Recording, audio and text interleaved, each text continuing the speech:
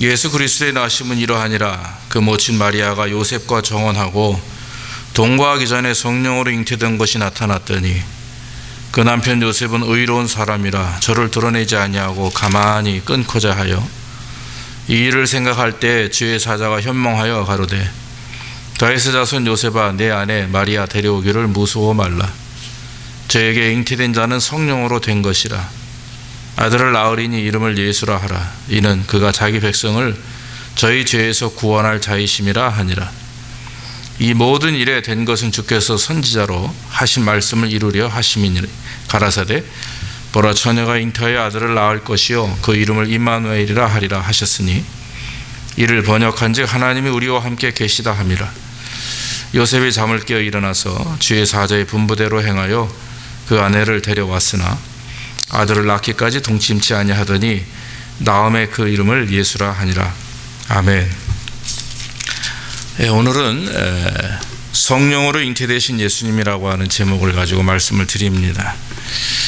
특별히 그 성탄의 아침에 함께 모여 예배하는 저 여러분들에게 하나님의 축복과 은혜가 넘치기를 주의 이름으로 축원합니다. 하나님께서 인류에게 주신 가장 큰 축복이 있는데 그게 뭐냐면 우리에게 지혜도 주시고 건강도 주시고 물질도 주시고 하는 그러니 이 땅에 살아가며 받는 복이 가장 큰 축복이 아닙니다. 우리가 복을 구하는 데 있어서 가장 중요한 것은 뭐냐면 이미 주신 것에 대한 감사가 중요한 것인데 그것은 바로 구원받은 것, 하나님의 아들 자녀된 것, 하늘나라의 백성이 된 것, 그것을 먼저 주님 앞에 감사하기를 주의 이름으로 축원합니다.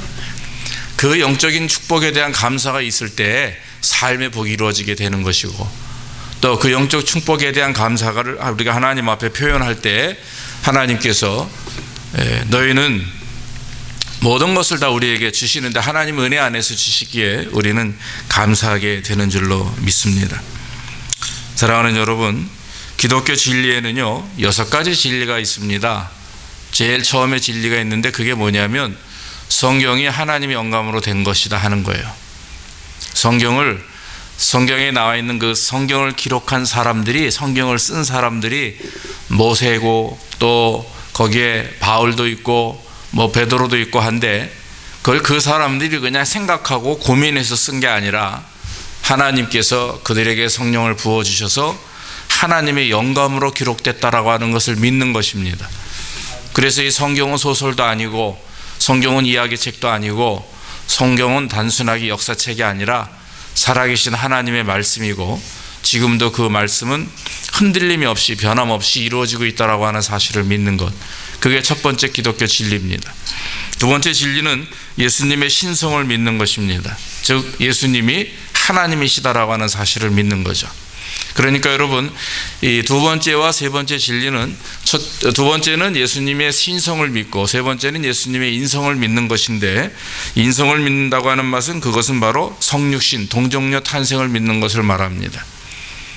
이 두 번째와 세 번째에 예수님의 신성과 예수님의 인성에 대하여 반대하고 부정하는 사람들이 너무 많이 있는데 우리는 그런 사람들을 이단 사입이라고 말합니다. 그래서 예수님의 동정녀 탄생을 믿고 완전한 인간으로 이 땅에 오셔서 저와 여러분들의 죄를 위해서 십자가에 피 흘려 죽으셨고 그 죽으심으로 우리를 구원하셨으며 3일 만에 부활하셔서 우리의 부활의 첫 열매가 되셨다. 이것이 바로 기독교 세 번째 진리입니다. 네 번째는 십자가의 대속의 구원을 믿는 것이고, 다섯 번째는 예수님의 부활을 믿는 것이며, 여섯 번째는 예수님의 재림을 믿는 것입니다. 이 6가지를 믿고 이 6가지가 우리의 삶 속에 실현되어지고 또 이루어진다라고 하는 사실을 믿을 때 우리는 바로 온전한 기독교 진리를 믿는 하나님의 백성이 되는 것입니다. 그래서 오늘은 특별히 동정녀 탄생, 우리 아이들이 어려울 수도 있어요. 인카네이션이라고 하고, 여러분 사도신경 우리가 영어로 암송하다 보면 His only son, our Lord, who was conceived by the Holy Spirit, born of the Virgin Mary 이렇게 나와 있죠. 그것을 바로 오늘 여러분들에게 설명을 하기를 원합니다. 그래서 이 성령으로 잉태되었다. 오늘 성경 말씀에 보니까 요셉과 마리아가 정혼한 상태에서 마리아가 잉태했죠. 아기를 가졌습니다. 요셉이 놀란 사이에 하나님께서 천사를 보내서 꿈에 말씀하시기를 20절에 뭐라고 얘기하냐면 다윗의 자손 요셉아 내 아내 마리아 데려오기를 무서워 말라. 저에게 잉태된 자는 성령으로 된 것이라 이렇게 말씀을 했어요. 성령으로 잉태됐다. 그것은 성육신 거룩한 하나님이 인간의 몸을 입고 이 땅에 오셨다라고 하는 것입니다. 이 말은 하나님이 이 땅에 오셨기 때문에 마리아의 뱃속에 10개월 동안 아기 예수가 우리가 보통 엄마가 아기를 낳는 것처럼 똑같이 이렇게 오셨는데 성령님이 말씀으로 하나님의 말씀으로 마리아의 뱃속에 아기를 갖게 하셨고 그리고 나서 10개월 후에 이 땅에 우리들이 태어나는 것과 똑같이 태어나심으로 인해서 예수 그리스도는 하나님이시며 예수님은 완벽한 인간이라고 하는 사실을 우리에게 말씀해 주고 있는 것입니다. 그러므로 마리아를 통해서 10개월 동안 마리아의 뱃속에서 성장하고 그리고 이 땅에 태어나서 우리와 같은 똑같은 성정을 가졌다고 그랬죠. 성격과 성품과 또 이런 피 모든 몸을 입으시고 이 땅에 오셔서 동일하게 우리와 똑같은 인간의 삶을 사신 그 예수 그리스도.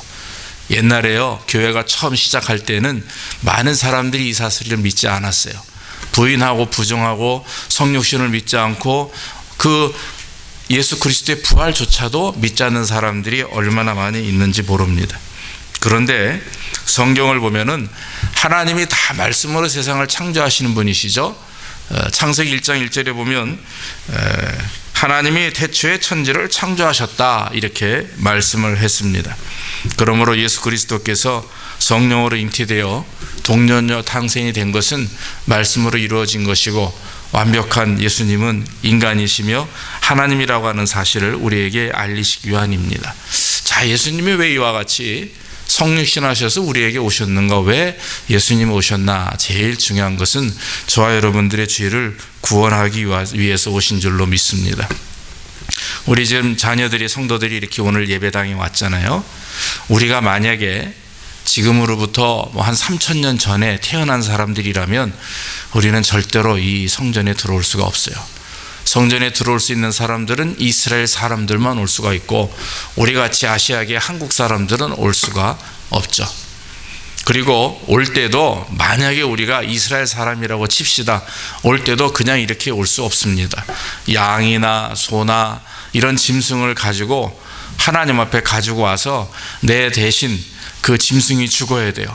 그리고 피를 흘려야 되고 온몸을 다 이렇게 잘라가지고 번제단 불 위에서 올려서 불로 태워야 그래야 우리의 죄가 용서받는 것인데 그 용서받는 것이 계속 하는 게 아니라 계속 영원토록 용서받는 것이 아니고 한 달, 두 달, 3개월 다시 말하면 매번 제사 때마다 양을 가지고 와야 되고 소를 가지고 와야 돼요.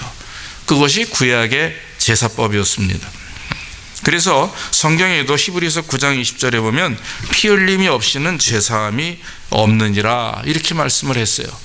그래서 구약의 제사법은 이와 같이 피를 흘리고 날마다 사람들이 제물을 가지고 와서 자기 죄 대신에 그 짐승에게 내 죄를 다 뒤집어 씌우고 그리고 제사장이 죽이고 불로 태워야 우리가 구원을 얻게 죄사함을 얻게 되는 것입니다. 누군가가 저와 여러분들을 위해서 죽어야 돼요. 그런데 여러분 나의 죄를 위해서 죽기 위해서는 누가 죽어야 되는데 그 누군가가 인간이 죽어야 되는데 일반 사람들은 다 날 때부터 죄인이기 때문에 우리와 똑같은 사람들이에요. 그래서 예수님이 한 가지 방법, 즉 하나님이 예수님을 이 땅에 보내셔서 아무 흠이 없고 죄가 없는 그런 인간의 모습으로 이 땅에 오셔야 되기 때문에 성육신, 즉 동정녀 탄생이 되신 것이고 그래서 예수님이 우리와 똑같은 사람으로 죄 없는 분이 그 예수님이 우리의 죄를 위해서 십자가에 죽으시고 부활하셔야만이 우리는 구원을 얻게 되는 것입니다. 그래서 여러분 요한복음 14장 6절에도 예수께서 가라사대 내가 곧 길이요 진리요 생명이니 나로 말미암지 그는 아버지께로 올 자가 없다 그랬어요. 자, 예수님이 여러분들의 죄를 위해서 자 목사님 보세요. 졸지 말고 차렷. 예수님이 따라합시다. 예수님이 나의 죄를 위해서 십자가에서 죽으시고 부활하셨습니다. 나는 그것을 믿습니다. 손도 믿는 사람 손 들어봐요. 그 사실을 믿는 사람. 자, 장원아 똑바로 팍 들어야지. 옳지. 앤디 믿어요? 네. 태원이도 손 들었어요. 자, 두 번째는 또 뭐가 있냐면 약속의 말씀을 이루기 위해서 이 땅에 예수님이 오셨다 그랬어요. 22절에 이 모든 일에 된 것은 주께서 선지자로 하신 말씀을 이루려 하심이니 가라사대 그랬단 말이에요. 일찍이 여러분 구약 성경을 보면 우리가 지금 신약 성경을 보잖아요. 마태복음부터 요한계시록까지는 신약이라고 그러죠. 뉴 테스트먼트인데 올드 테스트먼트에 보면은 예수님이 태어나시기 1000년, 2000년, 3000년 심지어는 창세기에도 예수님이 이 땅에 오실 것을 말씀하고 있어요. 대표적인 게 이사야 7장 14절이죠. 그러므로 주께서 친히 징조된 너희에게 주실 것이라. 보라 처녀가 잉태하여 아들을 낳을 것이요 그 이름을 임마누엘이라 하리라 그랬어요. 자, 이사야에서는 예수님을 정확하게 보라 처녀가 잉태하여 아들을 낳을 것이다 말씀했죠. 그런데 여러분 그거보다도 더 한참 전에 즉 창세기의 말씀에도 예수님이 이 땅에 오실 것을 말씀하셨어요. 어른들 한번 찾아봅시다. 창세기 3장 15절에 우리가 원시복음이라고 하죠. 아담과 하와가 하나님의 말씀에 불순종해서 죄를 짓고 그리고 세상에 쫓겨납니다. 그때 하나님이 하신 말씀이 창세기 3장 15절이에요. 여인에게 말하기를 하와에게 이렇게 말합니다. 내가 너로 여자와 원수가 되게 하고 뱀에게 말하는 겁니다. 죄송합니다. 뱀에게 말하는 거예요. 내가 너로 여자와 원수가 되게 하고 너희 후손도 여자의 후손과 원수가 되게 하리니 여자의 후손은 내 머리를 상하게 할 것이며 너는 그의 발꿈치를 상하게 할 것이라 하시고 그랬어요. 자, 성경에 보니까 여자와 원수가 되게 하고 뱀이 말이죠. 사탄을 말하죠. 너의 후손도 여자의 후손과 원수가 되게 하리니 여자의 후손은 여기서 여자의 후손은 단 한 사람 정관사 더가 붙어서 한 사람을 말하는데 그게 누구냐면 예수 그리스도예요. 그러니까 예수 그리스도께서 원수의 머리를 상하게 한다. 좀 과격하게 표현하면 원수의 머리를 박살내는 거예요. 그런데 여기 보니까 너는 그의 즉 사단은 예수님의 발꿈치를 상하게 할 것이다. 여러분 예수님께서 십자가에 죽으실 때 사탄은요 너무 좋아했어요. 패션 오브 크라이스트라고 하는 영화 보셨어요? 거기 보면은요 예수님이 십자가에 달릴 때 막 이렇게 얼굴이 무서운 사람이 이렇게 막 나오는데 그게 막이에요. 그 사탄이 막 좋아했어요. 그런데 예수님이 무덤에 계시다가 3일 만에 딱 부활하실 때 사탄은 어떻게 되는 줄 아십니까? 영원히 나올 수 없는 저 깊은 지옥으로 떨어지게 되는 거예요. 예수님이 나중에 이제 재림하시는데 이 땅에 오실 거예요. 예수님이 오시면 우리들은 다 예수님 앞에 흰 옷을 입고 이렇게 다 하나님 앞에 들림받아 올라가고 마귀는 사탄은 영원토록 이제 나올 수 없는 무저갱이라고 하는 깊은 곳에 잠기게 되고 가둬지게 되는 역사가 있게 됩니다. 바로 예수 그리스도가 십자가에 죽으시고 부활하심으로 우리에게 주신 그런 영적 권세와 능력이에요. 그래서 여러분 여기 계신 저와 여러분들은 예수님을 믿는 믿음 안에서 그대로 믿음으로 신앙생활 잘 하시면 세상의 여러 가지 문제들이나 마귀의 유혹과 세상의 유혹이 여러분들을 넘어뜨리지 못할 줄로 믿습니다. 왜냐하면 하나님 우리를 보호하고 계시기 때문에. 만약에 여러분들의 부모님이 또 여기 계신 우리 어른들이 먼저 이 땅에서 세상을 떠나서 죽어서 여러분들을 곁을 떠난다 할지라도 여러분들이 슬퍼하지 말아야 될 이유는 뭐냐면 다 천국에서 만날 수가 있기 때문에요. 그래서 먼저 돌아가신 부모님과 할머니, 할아버지를 만나기 위해서는 우리는 어떻게 해야 돼요? 열심히 신앙생활하고 예수님을 끝까지 잘 믿을 때 그런 일들이 우리 안에 있게 되는 것입니다.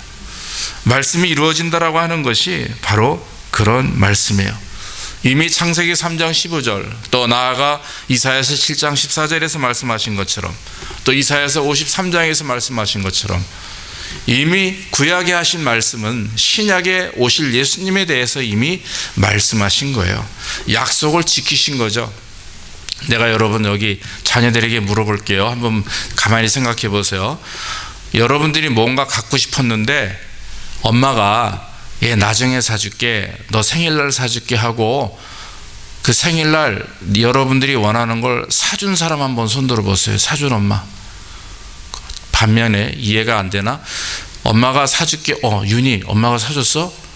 좋은 엄마야. 근데 윤희만 사줬나 보다.